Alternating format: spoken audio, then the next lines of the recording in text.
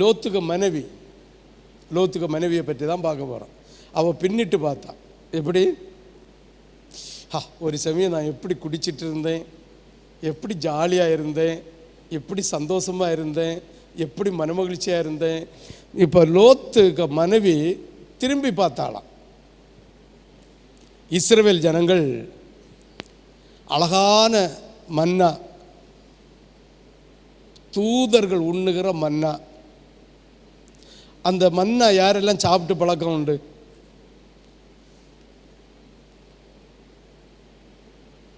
ஒன்று மன்னா. ஆமாம், பாஸ்டிங் இருந்தால் தெரியும், மற்ற மாதிரி இருந்தால் தெரியாது.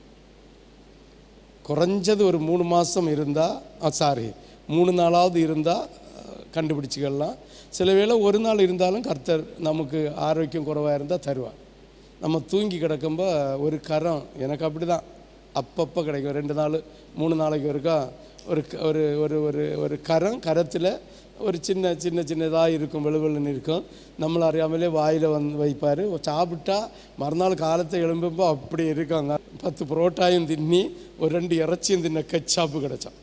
இந்த தூதர்கள் சாப்பிடுகிற மன்னாவை சாப்பிட்டு பழகணும்.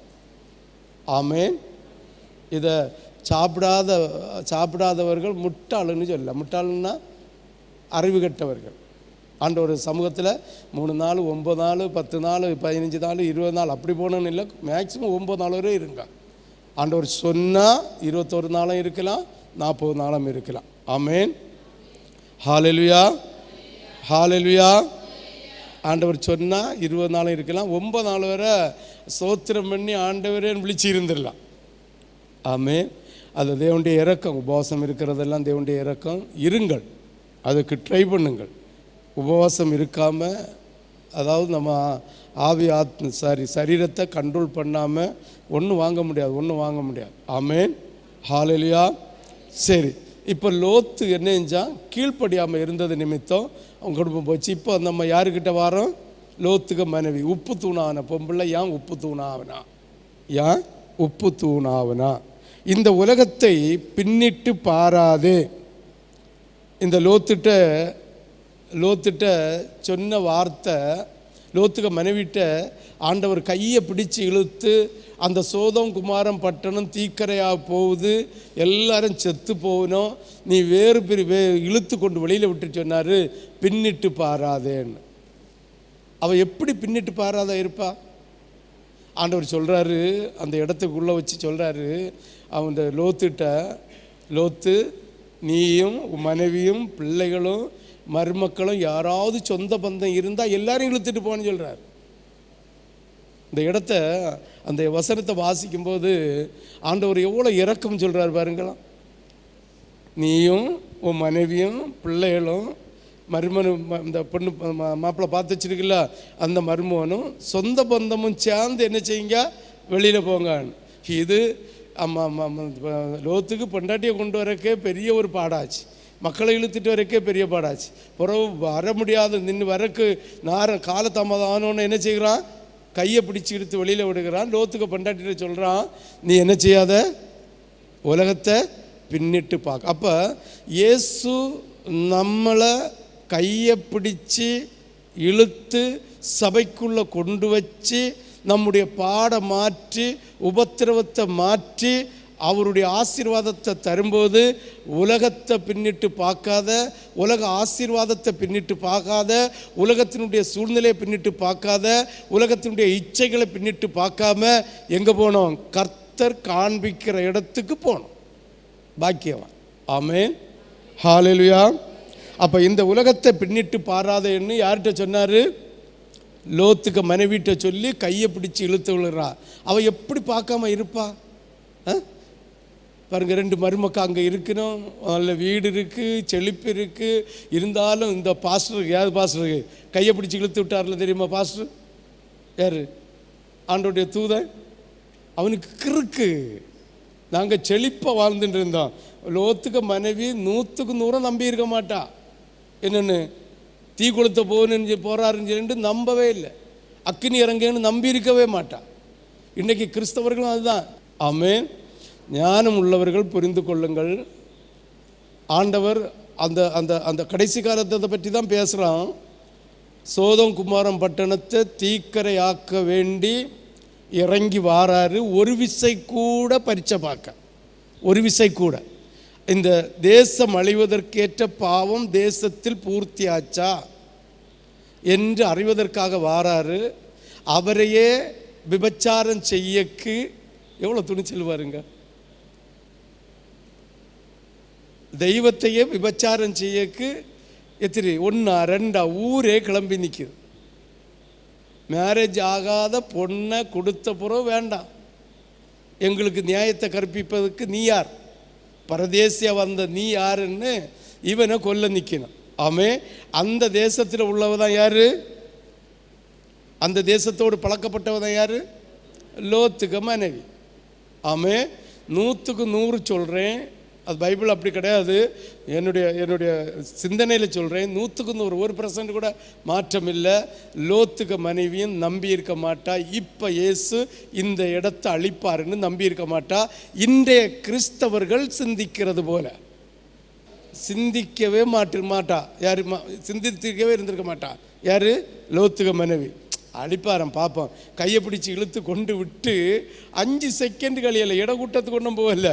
இவர் கொண்டு அங்கே உரம்பா சோவார் ஒன்றும் தாண்டல, கொஞ்சம் அப்புறம் போன உடனே இவர் கையை பிடிச்சி விட்டாச்சு. இப்போ கிறிஸ்தவர்கள் இப்படி தானே இருக்கணும், கையை பிடிச்சி, இந்த தம்பியை கையை பிடிச்சி இழுத்து கொண்டு வந்திருக்கார். ஆமேன்.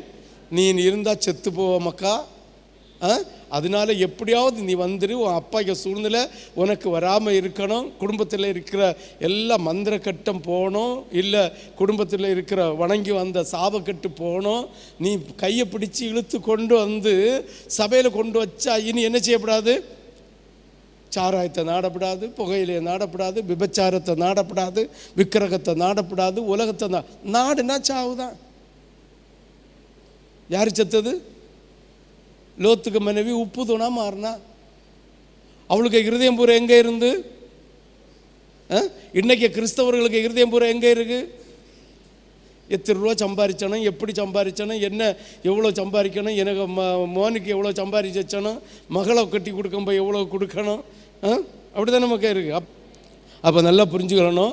இப்போ லோத்துக்கு மனைவி 100க்கு 100 அவள் உலக சிந்தனையில் இருந்தால் இந்த கையை பிடிச்சி இழுத்தது கூட ஆண்டவர்னு சொல்லி நம்பியிருக்க மாட்டா. இந்த புருஷன் சொன்னதுனால கூட வந்திருப்பா. அதை எப்படி பறக்கு பார்த்து வந்து இப்போ போன்னு சொல்லி தள்ளி விட்டார். இருந்தாலும் திரும்பி பார்த்தா நம்மளும் உலகத்தில் வீச்சைகளை, சாபங்களை, பாவங்களை, சாராயத்தை, போயிலைய இல்லாவிட்டா ஏதாவது ஒரு காரியத்தை உலகத்தில் பின்னிட்டு பார்த்தோம், செத்தோம். வாசிங்க பார்ப்போம். 19வது அதிகாரம் 17வது வசனம். விட்ட பின்பு அவர், உன் ஜீவன் தப்ப ஓடிப்போ, பின்னிட்டு பாராதே, சமபூமியில் எங்கு நில்லாதே. அவர் என்ன சொன்னார்? பின்னிட்டு பாராதேன்னு சொன்னார். அப்போ அந்த வார்த்தைக்கு கீழ்ப்படியணுமா வேண்டாமா? லோத்து சமபூமியில் போய் இருக்கேன்னு கேட்டு அவனாவது கேட்டு போனான், கொஞ்ச நாளாவது உயிர் வாழ்ந்தான். இவன் என்னஞ்சா கேட்கவும் இல்லை, ஒன்றும் இல்லை, பின்னிட்டு பாருன்னா பின்னிட்டு பார்த்தான். வாசிப்போம். லோத்தின் மனைவிக்கு கடைசி வரை அந்த தேசத்தை விட்டு வருவதற்கு மனமில்லை.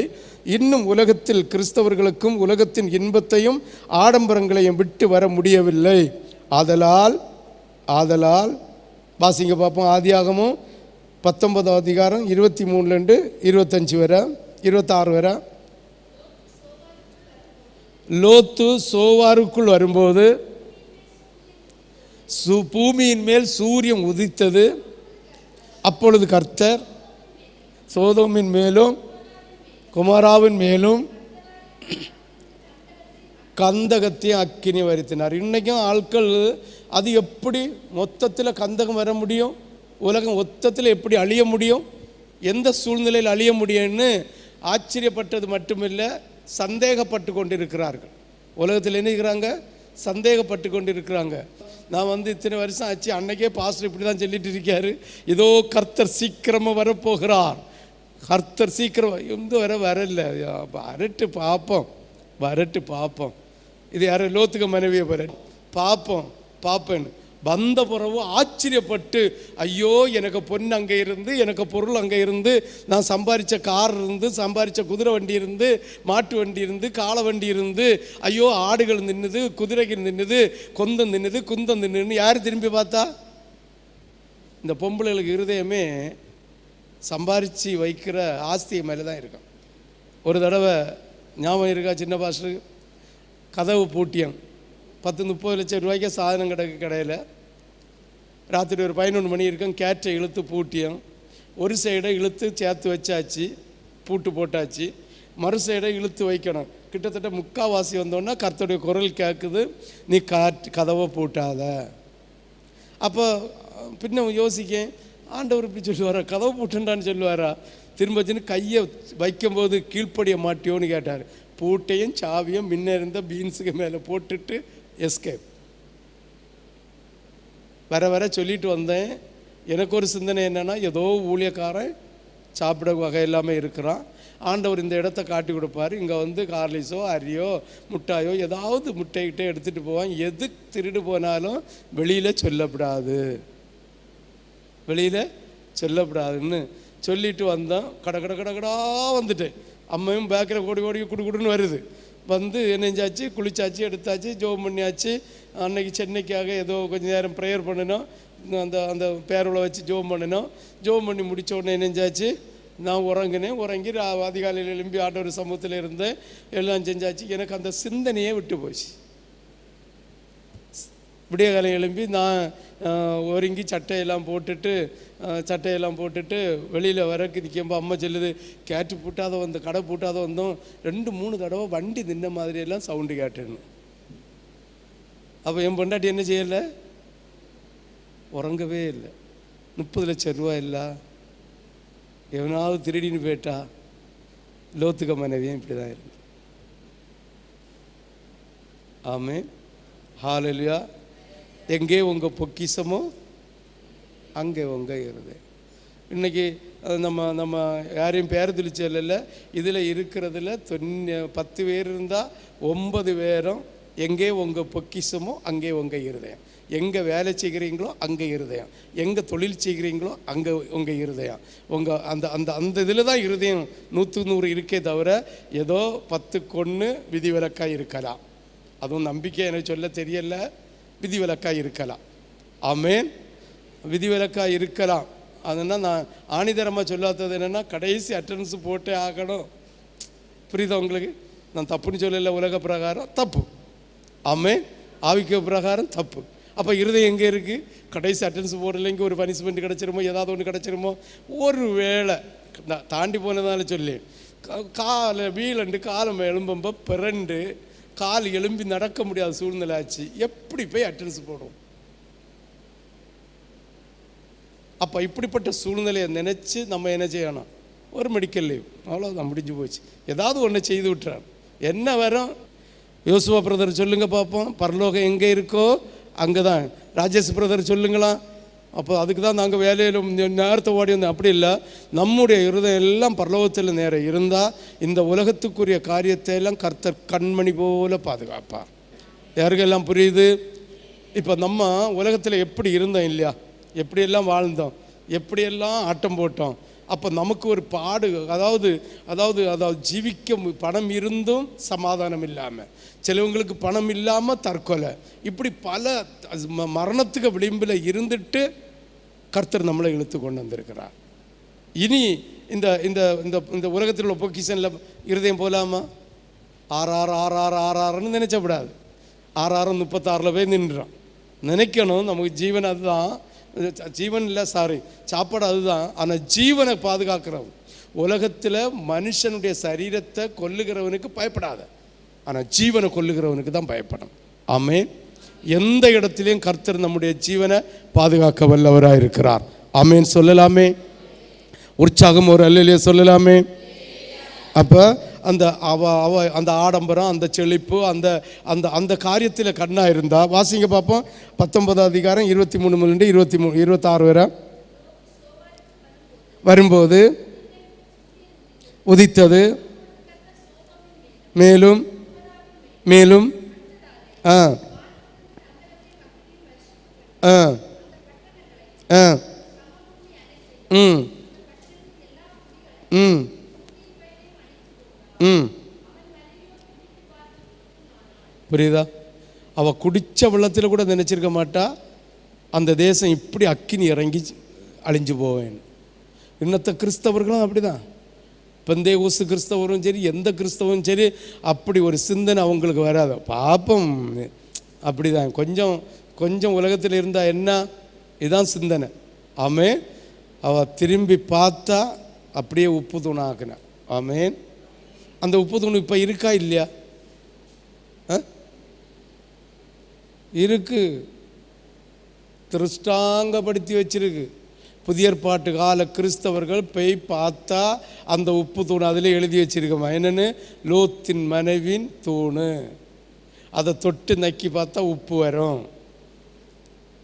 ஆமேன். இது பொய்யான கதை இல்லை, கட்டு கதை இல்லை. இயேசு வருவார்னு 4 திசையும் பார்க்குற கதை அல்ல. இயேசு வந்திருக்கார் அந்த இடத்துல, அவரையே பாவம் செய்ய இழுத்திருக்கானுவா. அப்போ 1% கூட அதை அழிக்காமல் விடக்கு இடமே இல்லை. ஆமேன். அவர் அழிச்சார். சந்தேகப்பட்டு இருந்த இந்த கிறுக்கி இருக்கால, கிறுக்கி யார்? கிறிஸ்தவ கிறுக்கியா இருக்குனே இல்லை, கிறிஸ்தவ கிறுக்கியா யார்? லோத்து மனைவி.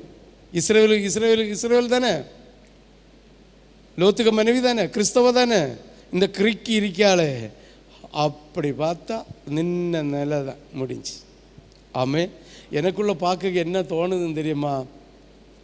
உப்பில் தானே பொதிஞ்சு இருக்குது, அதனால் சரீரம் கெடாமல் இருக்கலாம், புழுவோ பூச்சியோ ஒன்றும் இல்லாமல் இருக்கலாம். இயேசுவை 2 வருகை வருதில்ல, ரகசிய வருகை வருதில்ல, அது கழிச்சு 2வது வருகை வருதில்ல. இயேசுவோடு நம்ம வருவோமா வர மாட்டோமா?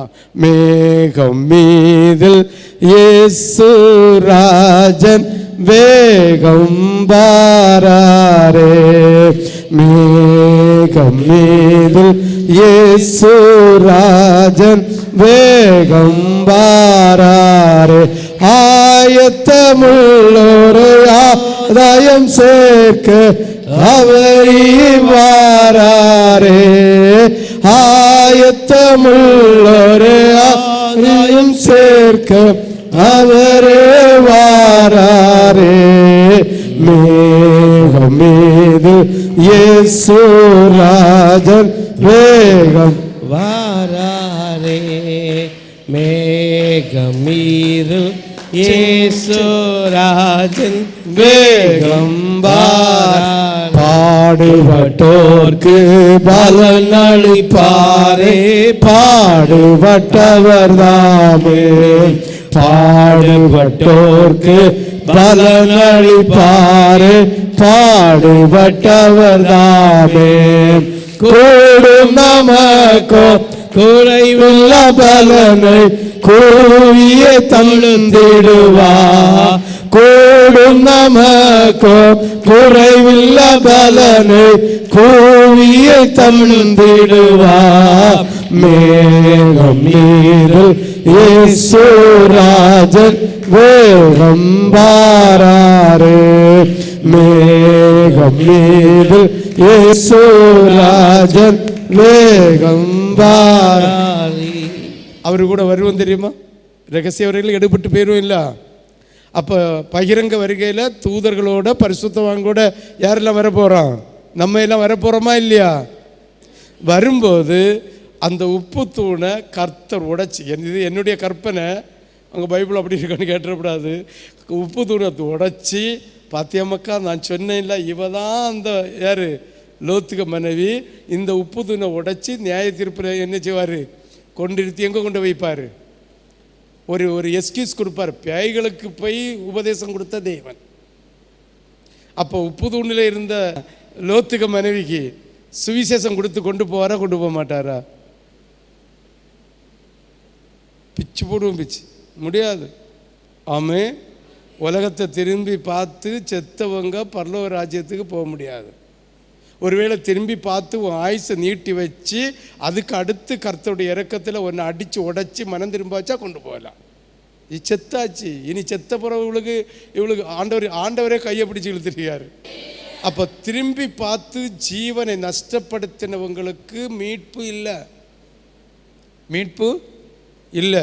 ஆண்டவர் இப்போ தம்பியை என்ன செய்யார், இவ்வளோ பாடு, மரண படுக்கைக்கு போகுது, மரண சூழ்நிலை வருது, அந்த பிசாசுக்கு போராட்டம் வருது, எல்லாம் முடிஞ்சு கர்த்தர் கையை பிடிச்சி இழுத்து நல்ல ஆரோக்கியத்தை கொடுத்து, நல்ல சுகத்தை கொடுத்து, நல்ல வேலை செய்யக்கூடிய கழிவை கொடுத்து, பொண்டாட்டி பிள்ளையோட சந்தோஷமாக இருக்கக்கூடிய பாக்கியத்தை கொடுத்த பிறகு திரும்பி பார்க்குறாருன்னா அடுத்து ஒரு ஜீவன் உண்டா? முடிஞ்சு போச்சு. ஆமென், ஆமென்.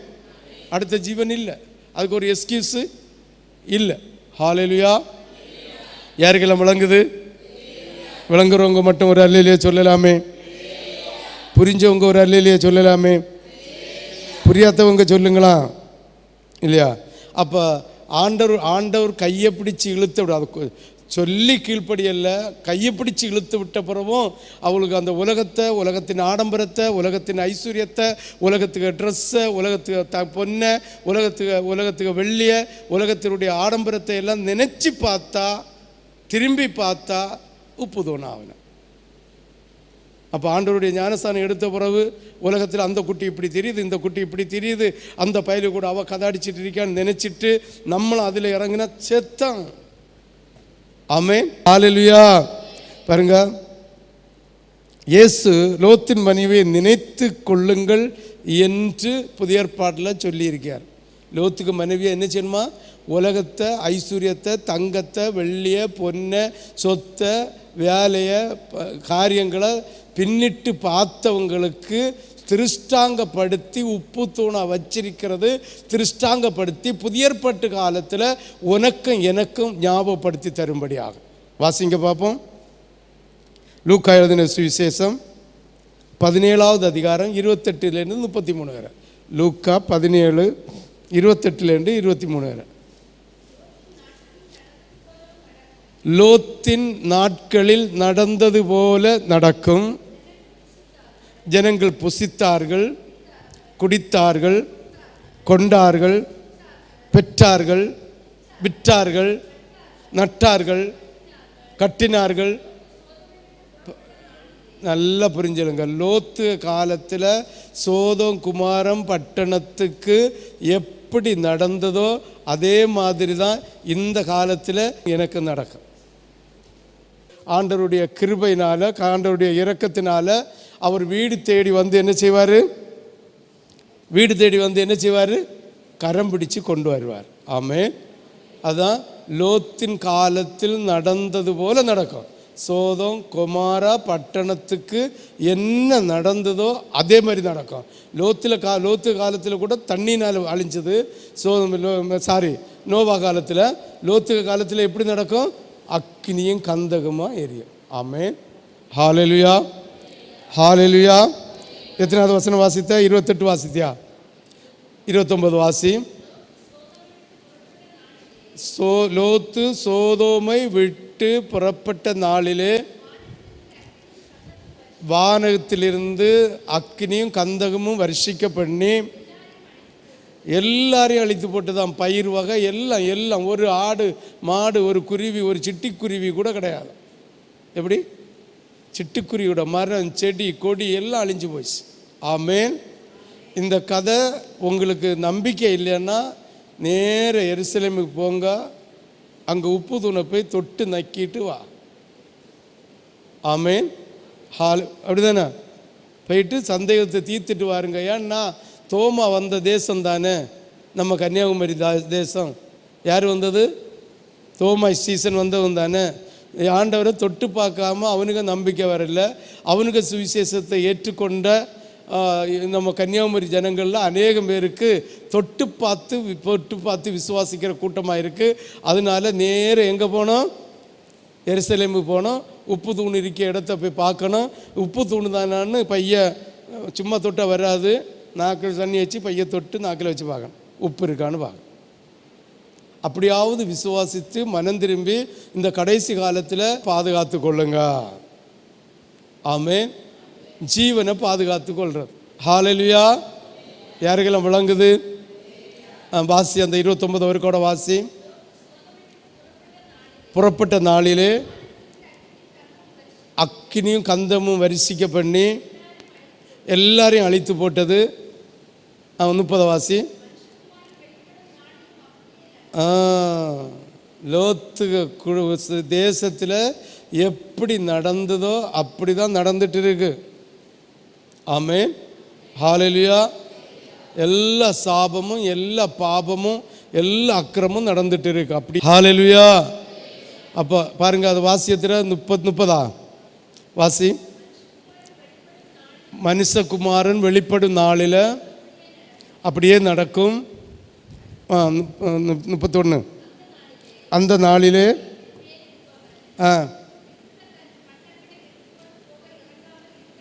பாருங்க, லோத்துக்கு மனைவி அதாவது திரும்பி பார்த்தது இதுதான். வெள்ளி இருந்து, பொண்ணு இருந்து, பண்டம் இருந்து, பாத்திரம் இருந்து, இதெல்லாம் கருகி போகுதுன்னு எடுத்து அவ நம்பிக்கையில் வந்தா. என்னென்னு நம்பிக்கையில் வந்தா, கரம் பிடிச்சி கொண்டு போகிறாரு. கொண்டு விட்டுட்டு நமக்கு நேரம் பிடிஞ்சி சூரியன் வந்தோன்னே பைய எல்லாத்தையும் எடுத்துகிட்டு வந்துடலான்னு நினச்சி போனா. அதான் ஆண்டவர் சொல்கிறாரு, வீட்டில் பண்ட பாத்திரங்களை வாசி. அந்த நாளிலே இருப்பவன்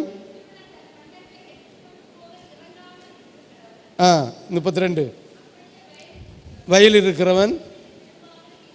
இது எல்லாம் ஒரே இது. என்னன்னா, லோத்துக்கு மனைவி திரும்பி பார்த்தது போல நம்ம திரும்பி பார்க்கப்படாது. ஹல்லேலூயா, ஹல்லேலூயா. 33 அதே தானே வருது. மாவரைக்கிறவனா 32 மாவரைக்கிறவனா. லோத்துக்கு மனைவியை நினைத்து கொள்ளுங்க. உலகத்தை திரும்பி பார்க்கப்படாது. இயேசுக்கு பின்னால் வந்தா உலகத்தை திரும்பி பார்க்கப்படாது. பார்க்கலாமா? ஆமென். எசேக்கியேல் தீர்க்கதரிசியின் புஸ்தகம் 3வது அதிகாரம் 18 21 வரை. எசேக்கியேல் 3:18. சாகவே சாவா என்று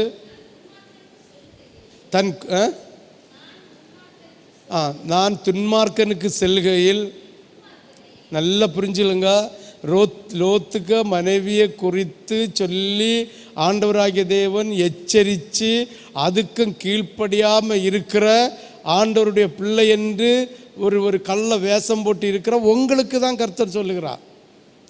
துன்மார்க்கனை பார்த்து நீ சாகவே சாவா என்று சொல்லுகையில், நீ துன்மார்க்கனை எச்சரிக்கும்படியாகவும் அவரை இன்னைக்கு நாளைக்கு ராபோஜன பந்தியில் கை போடுகிற நீ ஜீவ விருட்சத்தின் கனியை புசித்து ஜீவனுள்ள தேசத்தில் பிரவேசிக்கும்படியாக கர்த்தர் உன் துன்மார்க்க தனத்தை விட்டு திரும்புன்னு சொல்கிறார். துன்மார்க்க தனத்தை விட்டு திரும்புன்னு சொல்கிறார். ஆமென், ஹல்லேலூயா, ஹல்லேலூயா, ஹல்லேலூயா. யாருக்கெல்லாம் விளங்குது? ஒரு விசை கூட அந்த வசனத்தை வாசி. சாகவே சாவா என்று நான் துன்மார்க்கனுக்கு சொல்லுகையில், நீ துன்மார்க்கனை துன்மார்க்கமான வழியில் இராதபடிக்கு எச்சரிக்கும்படிக்கு அவனை உயிரோடு காக்கும்படியாகவும் நீ அவனுக்கு சொல்லாமலும் நீ அவனை எச்சரிக்காமலும் இருந்தால் அந்த துன்மார்க்கன் தன் துன்மார்க்கத்திலே சாவான், அவன் இரத்தப்பழியோ உன் கையிலே கேட்பான். ஆமென், ஹல்லேலூயா. இப்போ இந்த வார்த்தைகளெல்லாம் யார்கிட்ட கேட்பாரா? என்கிட்ட தான் கேட்பார். சொல்ல வேண்டியது என்ன கடமை, செய்ய வேண்டியது உங்கள் கடமை. மாக்கானுக்கு கரைய முடியும், மழை பெய்ய வச்ச முடியாது. சேவலுக்கு கூவ முடியும், நேரத்தை விடிய வச்ச முடியாது. ஆமென். யாருக்கெல்லாம் விளங்குது? ஹல்லேலூயா, ஹல்லேலூயா. 19 வாசிக்க, நீ துன்மார்க்கனை எச்சரித்தும் அவன் தன் துன்மார்க்கத்தையும் தன் ஆகாத வழியையும் விட்டு திரும்பாமல் போவானாகில். ஆமென். ஆண்டோடைய ராபோஜன பந்தியில் கை போடுவதற்கு அவருடைய அப்பத்தையும் அவருடைய ரசத்தையும் அவருடைய சரீரத்துக்கும் அவருடைய இரத்தத்துக்கும் பதிலாக புசிக்கிறதற்கு நீ ஆயத்தப்படும் போது நீ பரிசுத்தப்பட வேண்டும். லோத்துக்கு மனைவியை போல இருக்கப்படாது, திரும்பி பார்க்கப்படாது. லோத்தை போல இருக்கப்படாது, கர்த்தருக்கு கீழ்ப்படியாமல் இருக்கப்படாது. லோத்தின் குடும்பத்தை போல இருக்கப்படாது, வேறு பிரியாத அனுபவத்தில் இருக்கக்கூடாது என்று நான் சொல்லியும் பாருங்க. திரும்பாமற் போவானாகில் அவன் தன் துன்மார்க்க தனத்திலே சாவான். நீயோ வென்றால் உன் ஆத்துமாவை தப்பித்துக் கொள்வாய். ஹalleluya. அடுத்த வசனத்தை வாசி 20. அப்படியே நீதிமான் தன் நீதியை விட்டு திரும்பி நீதிகேடு செய்யும்போது நான் அவன் முன் இடரலை வைக்கும் போதும் அவன் சாவான். நீ அவனை எச்சரிக்காதபடியினாலே அவன் தன் பாவத்திலே சாவான். அவன் செய்த நீதிகள் நினைக்கப்படுவதில்லை. யாருக்கெல்லாம் விளங்குது? யாருக்கெல்லாம் விளங்குது?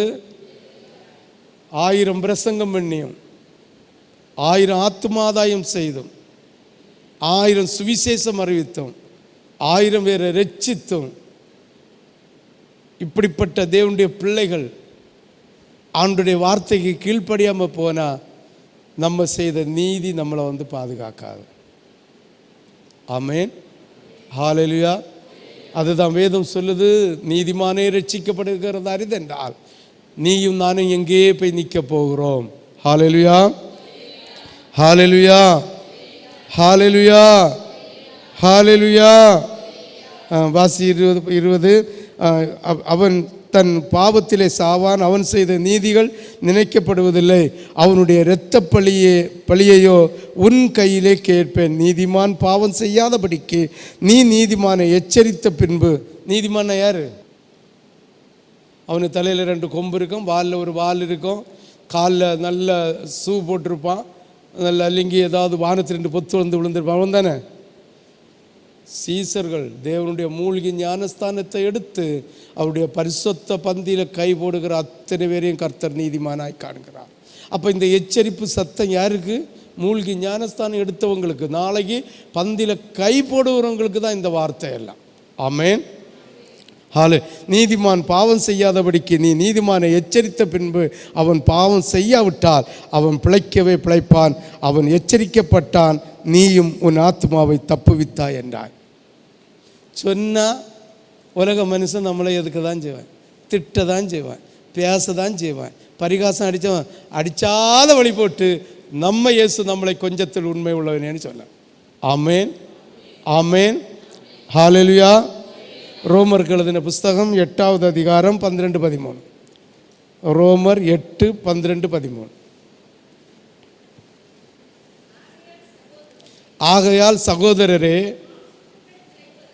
மாம்சத்தின்படி பிழைப்பதற்கு மாம்சத்துக்கு இப்போ பாருங்கள், மாம்சம் பிழைக்கணும், சாப்பிடணும், உலகத்தில் உள்ள சாப்பாடை சாப்பிடணும், உலகத்தில் உள்ள ஆசீர்வாதம் பெறணும் என்று சொல்லக்கு நம்ம மாம்சத்துக்கு கடப்படலை, நம்ம ஆவியானவருக்கு கடப்பட்டிருக்கிறோம். ஹalleluya. யாருக்கெல்லாம் விளங்குது? மாம்சத்துக்கு பிழைப்பதற்கு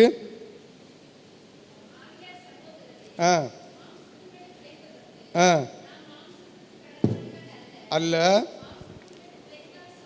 சாவீர்கள் ஆவியினாலே